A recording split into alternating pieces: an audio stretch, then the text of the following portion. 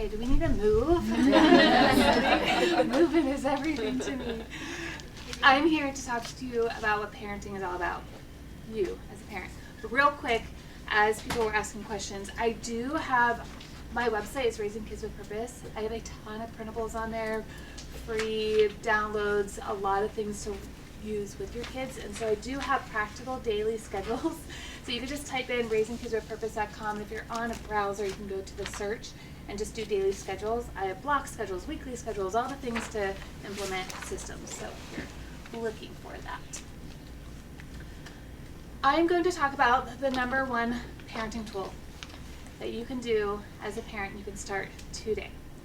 Let's pretend that you had a rough morning. You have to get to work. Kids need to get to school.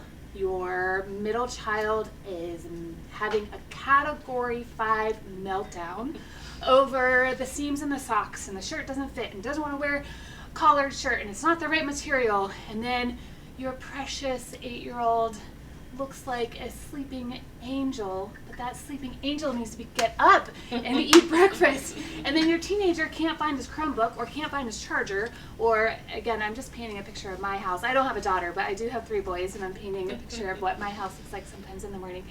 And we don't know where homework is, or in the backpack. It literally looks like the dog ate the homework. It's not just an excuse. You get the kids in the car. You're running a few minutes late, not too bad. Get them out of the car. You hit traffic. Right before you get to work, you spill coffee all down your shirt. You walk inside. Your boss comes up to you immediately. You thought you'd be able to get to your office before your boss saw you. And your boss says, "You're 15 minutes late. What are you doing? You need to go and be productive. No lunch break for you." Would you be motivated to do a good job? You have coffee all down your shirt.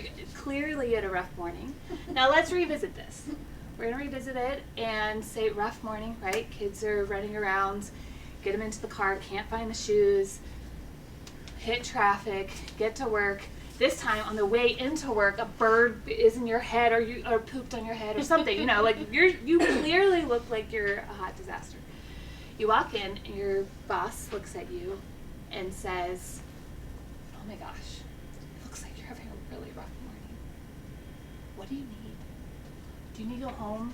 You could take the day off." I mean, I don't know if a boss would do that, but that would be great, right? Don't worry about that first meeting. You know, get yourself together, and then we can kind of, figure out a plan for the day. Would you be motivated to do a good job? Now, if you're late every single day, you may lose your job, regardless of how the boss is treating you. But the difference between the two of these is correction-based. We're looking at correction versus you're late. Not connection-based, which is looking at your experience as a human, looking beneath the surface of emotions. So that's what we have as a need to be motivated. Our kids are not much different. They have the same need. However, a lot of us were raised in environments or in educational environments with behaviorists, and it was focused on behavior, doing whatever it took to stop that behavior, and we weren't seen, heard, understood, or got those core developmental needs met. So the number one tool is to connect before you correct. And it's not, you may not even get to the correction in the moment. The picture that I just painted, we probably do the correction after. We probably figure out systems on, okay, we need some systems here in the morning so we're not all running around like crazy. The neuroscience behind why this works is because there's a few things of why connection works first. Well, first of all, just as I said, we have these core developmental needs to feel heard, seen, understood, loved, to be connected with each other. When babies are born, they are wired to attach to you as caregivers or to the adults that are taking care of them. We have these things called mirror neurons, so they literally, bioenergetically, are mirrors of us.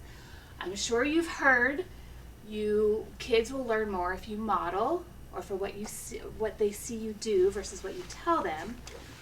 Neuroscientifically, it's because of these mirror neurons. And also, whenever you connect, you turn on the part of the brain called the social engagement system.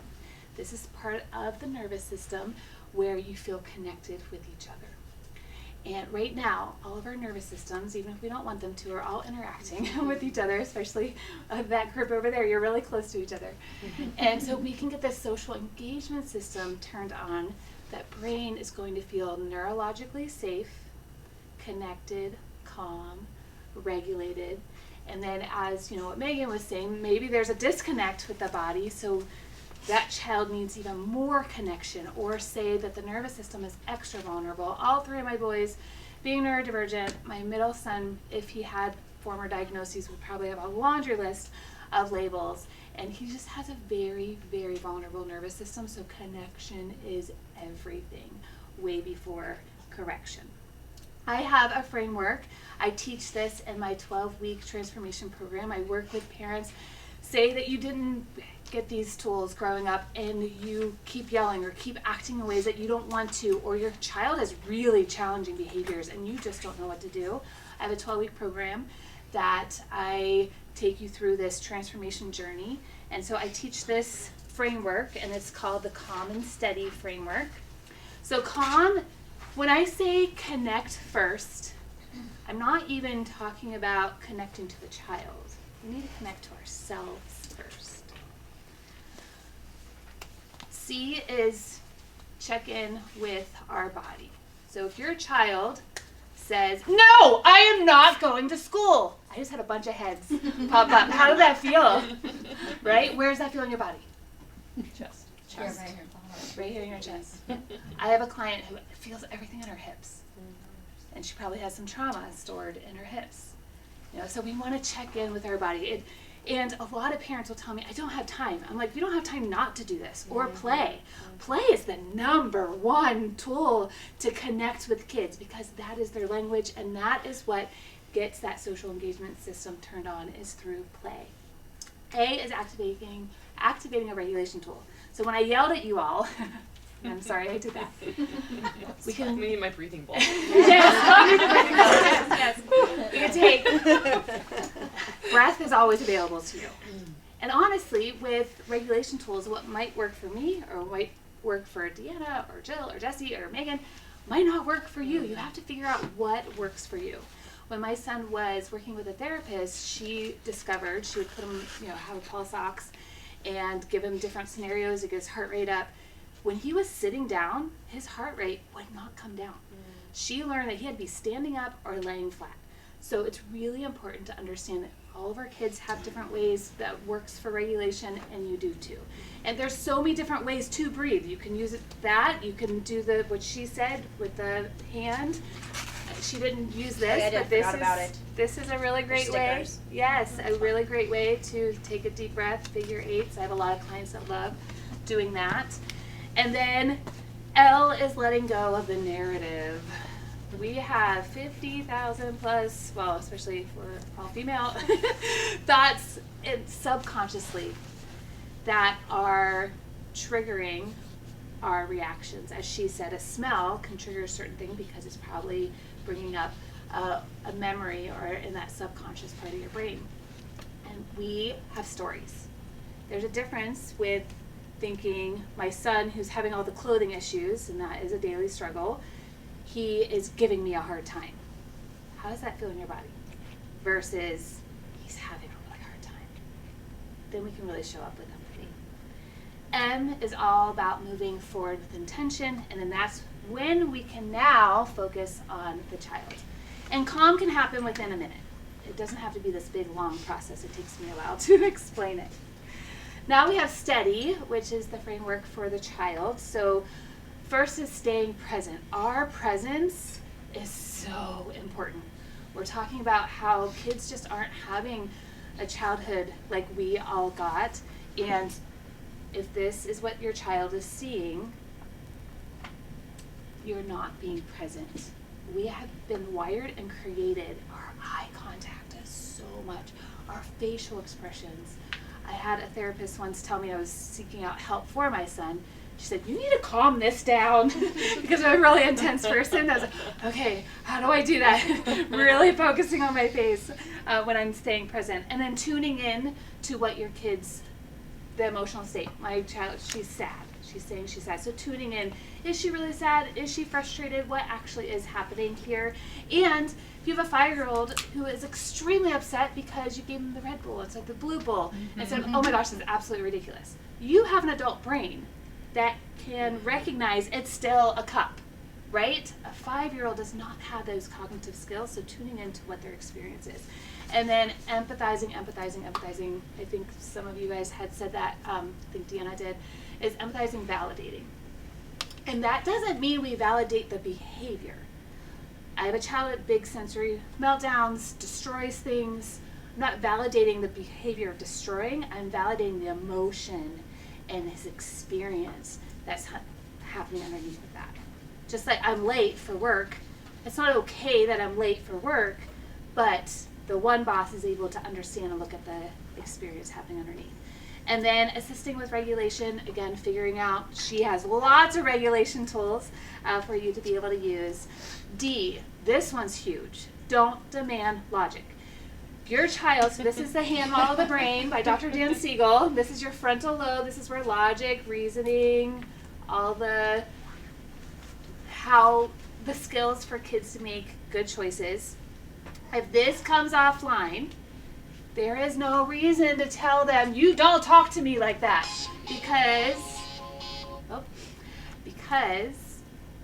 their frontal lobe is offline. We wait until later to be able to correct.